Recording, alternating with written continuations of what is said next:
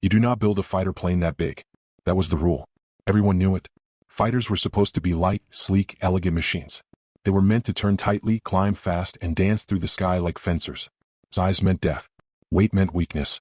And if you bolted 8.50 caliber machine guns and a massive turbo-supercharger onto a single-engine aircraft, you were building a flying joke. The expert said so. The pilot said so. And the enemy laughed hardest of all. German fighter pilots had a name for it when they first saw it. Der Fliegende Ziegelstein. The flying brick. It was enormous. Over 10,000 pounds empty. Nearly 18,000 pounds loaded for combat. It was bigger than some bombers from the last war. It looked slow. It looked clumsy. It looked like something that had no business trying to dogfight a Messerschmitt Bf 109 or a Focke-Wulf 190 over Europe. And for a time that belief held. Early in the war, pilots complained. Commanders doubted. Critics mocked. Why would anyone trust their life to a plane that looked like it couldn't turn its own shadow? But in 1943, high above occupied Europe, one man begins to discover something the enemy refuses to believe. The flying brick isn't a joke. It's a trap. And once Germany realizes what it can actually do, it's already too late. Francis Gabreski is 24 years old when he straps into a P-47 Thunderbolt for combat. He is the son of Polish immigrants from Oil City, Pennsylvania. His father speaks Polish at home. His mother worries constantly. Gabby grows up obsessed with airplanes, but he is not a natural ace.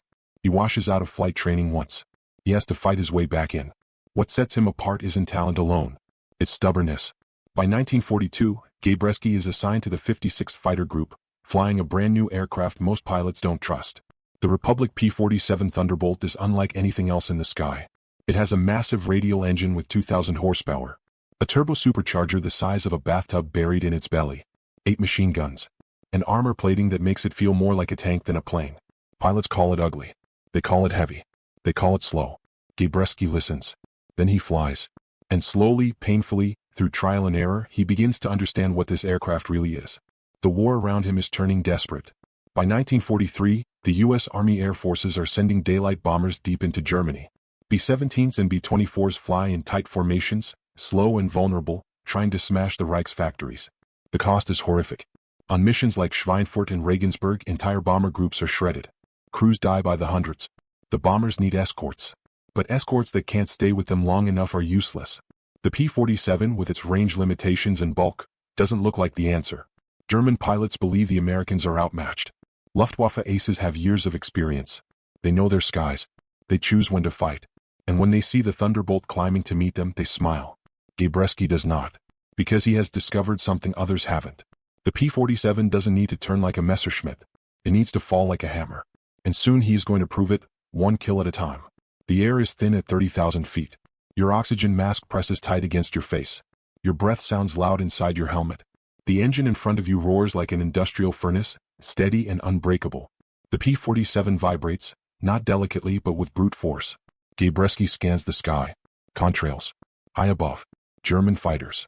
The radio crackles with warnings. Enemy aircraft approaching. The bombers are just ahead, hundreds of them, stretching across the sky in glittering boxes. Black flak bursts like angry clouds. This is where fighters usually die. German pilots dive from above, slash through the formations, then climb away before escorts can respond. It's a rhythm they've perfected. Gabreski waits. Then he pushes the nose down. The Thunderbolt doesn't glide. It drops. The airspeed needle spins. 300 miles per hour. 350. 400. The aircraft shudders but holds. The controls stay firm. The massive wings bite the air. Below him, a Focke-Wulf 190 flashes into view. 1,500 yards. 1,200 yards. 900 yards. The German pilot sees him too late. Gabreski squeezes the trigger. 8.50 caliber machine guns erupt at once. The sound isn't a rattle, it's a sustained tearing roar. Tracers stream forward in a solid line. The distance collapses in seconds. The rounds hit the FW-190's wing root. The aircraft disintegrates. Metal peels away. Smoke bursts out. The fighter snaps into a violent spin and vanishes through the clouds below. Gabreski doesn't follow. He pulls up. Art.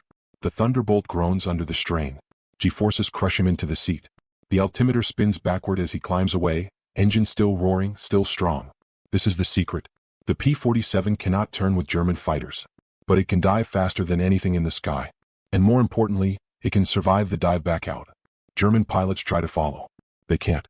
Their lighter aircraft compress. Controls lock. Wings fail. They break off or die trying. Gabreski repeats it again, and again, and again. By mid-1943 he is stacking kills. 5, 10, 15. Each time the same pattern. Climb high. Wait. Dive. Fire. Escape. The enemy starts to notice. German radio chatter changes. Pilots warn each other about the big American fighters that dive too fast to follow. They stop laughing. They start avoiding. But the real test comes months later. On August 24, 1944, Gabreski leads a mission over Germany. He already has 28 confirmed kills. One more will make him the top American ace in Europe. The mission turns chaotic. Weather breaks formations. Flak is intense. Fighters swarm. Gabreski spots a German airfield below. He makes a decision. Against orders he dives. The ground rushes up. Trees, buildings, runways. At 400 miles per hour he strafes parked aircraft. His guns rip through a Messerschmitt on the tarmac. Then another. Fires bloom across the field. Pull up. Too late. The Thunderbolt clips the ground. The landing gear tears away. The aircraft cartwheels and explodes. Silence. Gabreski survives, but barely. He is captured and spends the rest of the war as a prisoner. But his work is already done. Behind him, the numbers tell a story the enemy can no longer ignore. The P-47 Thunderbolt has achieved something impossible. In air-to-air combat, it racks up a kill-to-loss ratio of 19-1. 19 enemy aircraft destroyed for every Thunderbolt lost. The joke plane has become a nightmare. Mid-roll seat. If you find this kind of forgotten history as fascinating as we do, we'd be honored if you'd hit that subscribe button. We believe these stories of courage and genius deserve to be told. And by subscribing, you help us ensure they aren't forgotten. What the Luftwaffe doesn't realize at first is how much the balance has shifted. The Thunderbolt doesn't just kill fighters. It changes behavior. German pilots stop engaging bombers at altitude. They wait lower, closer to home. That gives American bombers something they've never had before: space, time, survival. Then the P-47 evolves again. Fitted with bombs and rockets, it becomes a ground attack monster. Trains, convoys, tanks, entire rail networks vanish under its guns. German troops come to fear the sound of its engine, a deep, mechanical thunder rolling in from above.